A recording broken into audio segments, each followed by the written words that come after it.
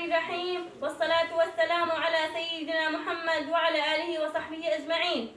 الرحمة للشهداء، والشفاء للجرحى، والحرية للمعتقلين، والنصر لثورتنا المباركة، ولا نامت أعين الجبناء.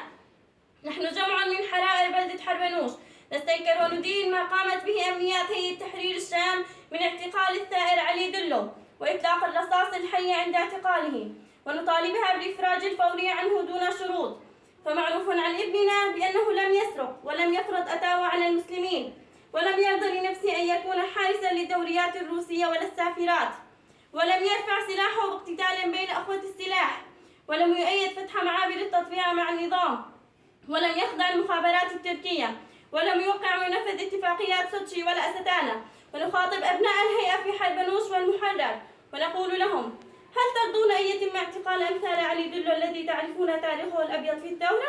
هل كان لكم إلا أخا حريصا عليكم وعلى جهادكم ورفيقا لكم في همومكم وآلامكم؟ هل ترضون أن تكشف أمنيات فصيلكم على أعراض علي دلو وأعراضكم وتنتهكها؟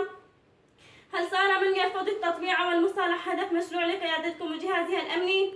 لماذا لا يحترمكم فصيلكم؟ ولماذا يتقصد أن يفتن العناصر مع أهلهم ويورطهم معهم ومع ربهم؟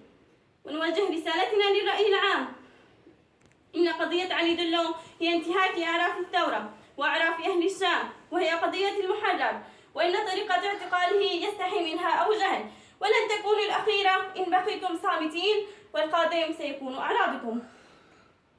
أما شماعة انتمائه لحزب أو فصيل فإننا نقول بأنها حجة المفلس الذي يبحث عن مبرر لتقاعسه وقعوده عن نصرة الحق. فالشعب ابننا وابن الثورة، وما يطرحه يمثل كل ثائر. يقول النبي صلى الله عليه وسلم: ما من مسلم يخذل امرأ مسلما في موضع تنتهك فيه حرمته وينتقد فيه من عرضه إلا خذله الله في مواطن يحب فيه نصرته. حرر بتاريخ 29/11/2022.